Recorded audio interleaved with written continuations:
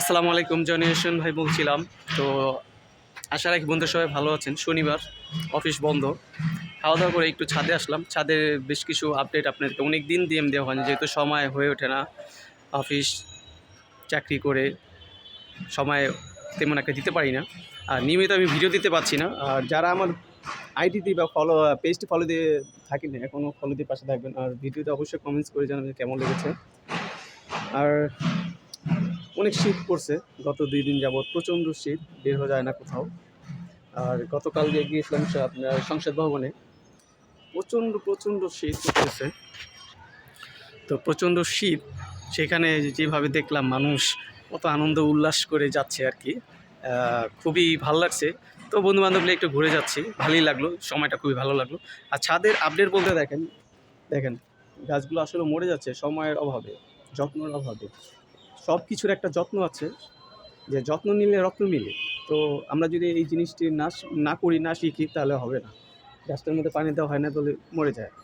আর একটা জিনিস হলো, খুব শখ করে আমি একটা সাইকেল ক্রয় করেছিলাম।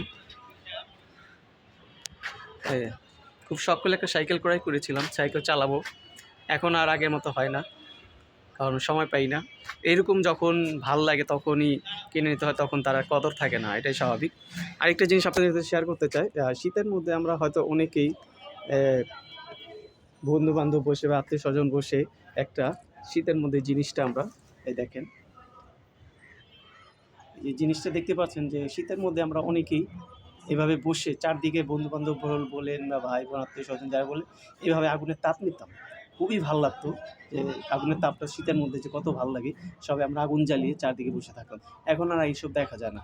এই আমার সাইকেলটা এভাবে পড়ে আছে। এখন আর চালানো হয় না, সময় হয় না।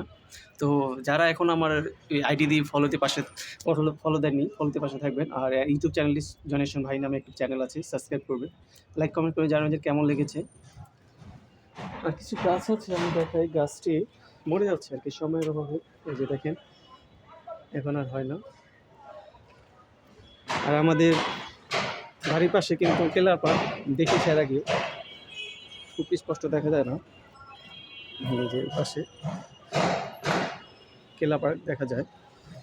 তো যাই হোক, শীতের মধ্যে কে কেমনভাবে কাটাচ্ছেন, পিঠা খেয়েছেন কিনা, দেশের বাড়ি কেউ গিয়েছেন কিনা? আমি অলরেডি ইনশাআল্লাহ খেয়েছি, বাসায় আম্মু বানিয়েছেন, খুবই মজাদার হয়েছে। তো এরকম কীভাবে শীতগুলো উদযাপন করছেন, কাটিয়েছেন, তো কমেন্টসে জানাতে পারেন। আর আইডি দিয়ে ফলোতে পাশে থাকবেন। আর বেশি বেশি ৫ ওয়াক্ত নামাজ পড়ার চেষ্টা করবেন।